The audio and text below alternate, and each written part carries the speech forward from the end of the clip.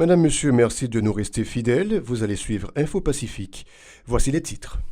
Le ministère de l'Éducation nationale s'est félicité du bon déroulement des examens de fin d'études secondaires, philo et S4 cette semaine à travers les différentes régions du pays. La police nationale a effectué 2 arrestations dans le cadre de ces examens, selon le responsable de communication du MENF, Miloudi Vincent. Le collectif Défenseurs Plus appelle les autorités à prioriser la lutte contre l'insécurité, soulignant l'incapacité de la police nationale à juguler la violence des bandes armées. La plateforme des organisations des droits humains, POD, affirme avoir comptabilisé une douzaine de massacres à travers le pays au cours de ces dernières années. Des organisations sociopolitiques militant en Haïti et en République dominicaine ont décidé de se rencontrer le 31 juillet sur la frontière dans le cadre d'une caravane de solidarité avec le peuple haïtien. Restez avec nous, le développement, c'est pour tout de suite. Comme annoncé en titre, Madame, Monsieur, des organisations sociopolitiques, dont Combit, PAPDA et le mouvement Azuei et d'autres évoluants en République dominicaine, entendent se rencontrer le 31 juillet à la frontière dans le cadre d'une caravane de solidarité avec le peuple haïtien. Selon l'un des initiateurs, Camille Chalmers, la caravane qui portera le nom de Jacques Viaud est destinée à renforcer les relations entre les deux peuples partageant la même île. Ce sera aussi l'occasion pour ces militants dominicains de se solidariser avec le peuple haïtien dans sa quête de changement global, fait remarquer le professeur Chalmers, ajoutant que la situation sociale, politique et économique du pays a enfoncé davantage les citoyens de la vulnérabilité. Camille Chalmers au micro de Gérard Hirsch-Rézil et Wilkins Moïse. Et justement, caravane qui pourra démarrer demain Santiago et Santo Domingo, les caravanes Jacques Viaud. Jacques Viaud, c'est pour saluer mémoire un jeune étudiant haïtien qui était mort les armes à la main pendant qu'il a défendu dignité peuple dominicain face à l'occupation militaire. Gagné un groupe important d'organisations sociales, d'organisations culturelles, d'organisations politiques dominicaines qui décident de mettre en place une caravane solidarité avec le peuple haïtien. Donc, c'est une caravane qui a sorti Saint-Domingue et qui a sorti Santiago, qui a 2 morceaux, et qui pourra arriver sur la frontière Himani avec Darabong pour être capable de proclamer, premièrement, solidarité avec le peuple haïtien, solidarité avec la bataille que le peuple haïtien a menée, et qui gens que corée volonté peuple haïtien pour venir capable de prendre destin en main. Donc, pour sa part, le professeur Josué Mérilien, responsable de la structure baptisée Combit, s'est félicité de cette initiative qui apportera encore plus d'énergie dans la lutte pour un changement du statu quo en Haïti. Il s'insurge une fois de plus contre l'ingérence de la communauté internationale à travers le corps groupe dans les affaires internes du pays. Le syndicaliste dit s'opposer au dictat des étrangers, aux autorités haïtiennes, notamment en ce qui a trait aux questions des prochaines élections. On l'écoute. Donc, caravane de solidarité que le peuple dominicain, à travers diverses organisations, a fait en solidarité avec le peuple haïtien, solidarité en lutte, le peuple haïtien mené pour que Haïti doit grand monde pour décider de Paris même. Et titre caravane même, c'est quitter Haïti décider. C'est ça, le titre caravane, le slogan, c'est quitter Haïti décider en grand monde. C'est que c'est pas blanc américain à travers Congo qui a décidé que ça peut faire le pays. Qui a décidé qui nous dit pour le Premier ministre, qui nous président, qui est l'élection faite. Ce n'est pas haïtien le monde qui nous décide qui est fait l'élection, qui nous dirige nous, qui côté pays après. Et dans ce sens, ça nous dit que nous apprécions et gros événement ça qu'a fait dans la solidarité avec le peuple haïtien, dans le peuple haïtien, qui a demandé création de rupture, qui a demandé au pays le monde. Non, je ne sais pas là. De son côté, Rachel Magloire du mouvement Azuei a adhéré à ce projet, indiquant que le peuple haïtien a besoin de ce type de solidarité pour faire face à ses déboires. Elle souligne que ce sera une énième activité de ce genre, insistant sur l'importance du raffermissement des liens entre Haïtiens et Dominicains. Les propos de Rachel Magloire recueillis par Gérard Hirsch-Rézil et Wilkins Moïse. En 65, Haïtiens pour te coller avec Dominicains, l'armée américaine débarquait avec OEA. C'est le même acteur qui l'a toujours, c'est le même bagaille, c'est le même rapport de force. Et il y a un pile haïtien parmi lesquels Jacques Vieux, qui levait campé, qui solidarisait avec eux, avec un paquet de jeunes haïtiens qui étaient en entraînement militaire, parce qu'eux-mêmes étaient entraînés contre pour renverser la dictature à ici. Donc, l'histoire de solidarité est longue. Ce n'est pas aujourd'hui qu'elle a commencé. Nous avons chanté que Azoye écrit les Laotra, mais invitez-nous à aller sur YouTube. Nous sommes capables de découvrir matériel que le mouvement Azoye fait, que l'artiste Azoye a créé à partir de recherches fait, à partir de l'expérience que nous faisons entre nous. Donc, nous-mêmes, nous avons pensé normal. Donc, il y a un artiste Azoye qui a sorti Santo Domingo. Et nous-mêmes, nous avons des artistes qui ont sorti par nos presse pour que nous puissions rencontrer pour essayer de participer dans le geste de solidarité. L'activiste politique Nélus Néruis se prononce en faveur de l'organisation d'élections au pays en vue de combler les vides constatés au niveau des pouvoirs exécutifs et législatifs. Dans cette perspective, il exhorte le Premier ministre intérimaire Ariel Henry à ne pas se laisser intimider dans le cadre des consultations visant à aplanir le terrain. Par ailleurs, le militant exige que justice soit rendue aux victimes des différents massacres perpétrés dans le pays. Écoutons ces déclarations au micro de Gérard Hirsch-Rézil et Wilkins Moïse lors d'une conférence de presse le 30 juillet. Le peuple a besoin de justice. Justice pour tout le monde qui a assassiné. Justice pour les journalistes. Récemment, par exemple, Diego Charles, Neti, il a assassiné.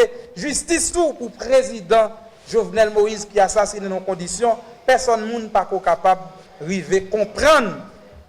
Parce que c'est président tout haïtien, quelle que soit la divergence politique, pour être capable de gagner avec, mais il faut que nous bataillons pour le 59e président, pas passer, puis mal ou bien, même gens, avec Jovenel Moïse.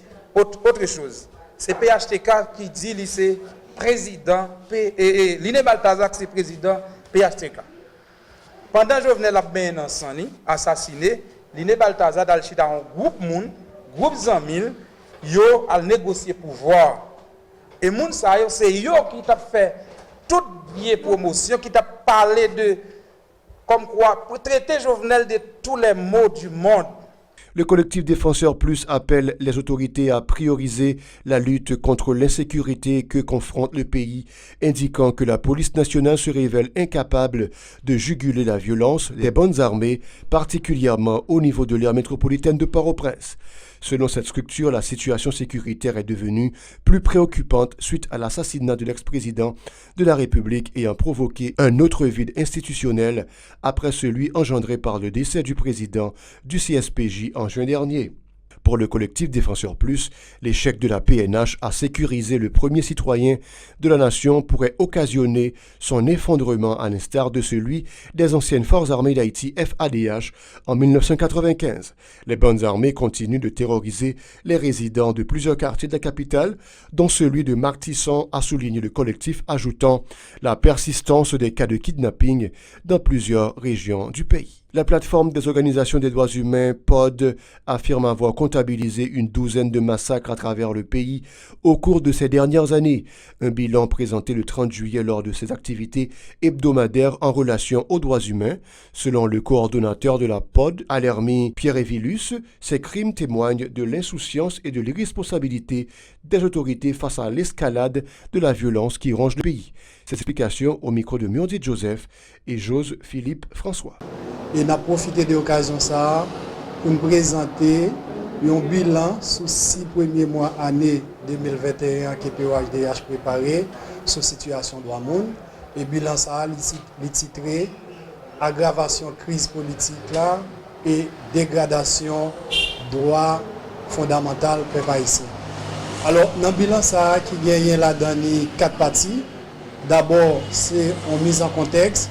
Côté nous garder crise politique là et nous remonter à 2018, particulièrement dernier événement 6-7 juillet 2018 que nous considérons comme une révolte populaire, une révolte historique. Côté population a exprimé frustration, a exprimé colère par rapport à un pouvoir qui t'a montré une insouciance. Fort de ce constat, la POD estime que l'environnement sécuritaire n'est nullement propice à l'organisation des compétitions électorales, comme a émis le vœu le chef du gouvernement intérimaire Ariel Henry.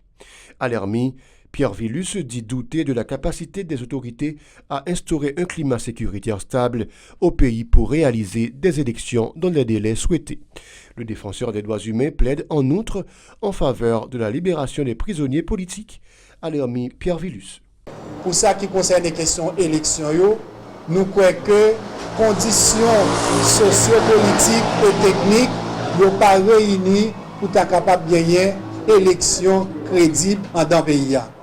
Et surtout, nous considérons le régime PHTK, c'est un régime qui est réputé proche des gangs, avec le climat d'intérêt qui est là, et tous les problèmes politiques, nous croyons que pas un environnement favorable pour l'élection faite dans le pays.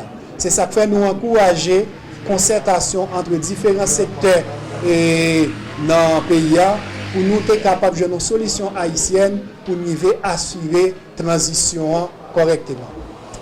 Mais en même temps, nous exiger libération sans condition prisonniers politiques. Le ministère de l'Éducation nationale s'est félicité du bon déroulement des examens de fin d'études secondaires philo et S4 cette semaine à travers les différentes régions du pays.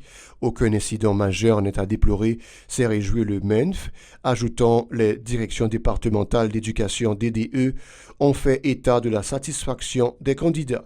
Par ailleurs, le MENF a salué la forte contribution des parents et de tous les agents éducatifs à la réussite de ces épreuves, déclarant que le cap est désormais mis sur le processus de traitement et de correction des copies qui va démarrer sous peu.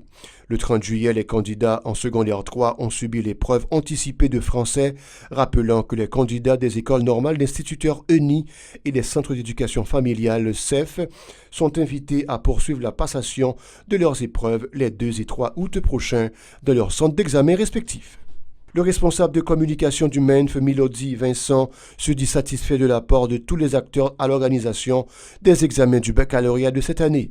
Parents, enseignants, élèves et les acteurs de la société civile ont facilité la tenue de ces évaluations, a apprécié M. Vincent, ajoutant qu'il était impératif de sauver l'année scolaire perturbée par les turbulences sociopolitiques. Milody Vincent était joint par téléphone par Wesley Bernard Jean-Baptiste le 30 juillet.